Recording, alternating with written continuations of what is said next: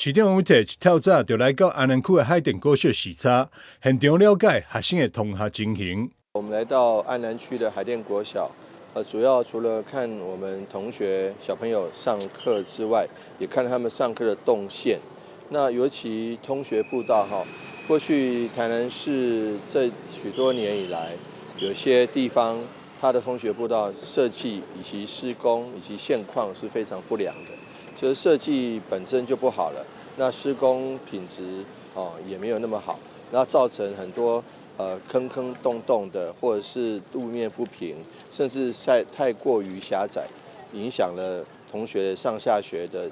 接送的安全。因此呢，我们特别跟中央争取，也加上市府的配合款，在这8年中间改善了102个学校的通学步道。那希望说能够提供个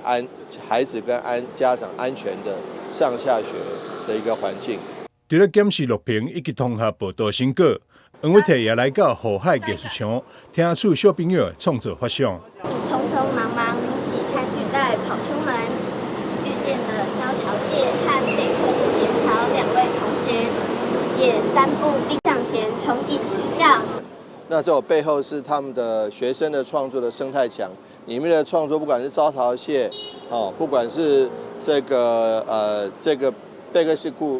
盐草贝克式盐草，还有这个我们的其他的这个海洋生态，那融合在我们通学步道的这个概念里面，那让这些生物上学就这个比拟做小朋友上学那所以说这个创作非常概念构想非常好，那同学的创作也非常漂亮那所以有时候经过这边来接送上下课的时候，或经过的时候，不妨来看看他们的这个生态墙，真的是蛮有看头的。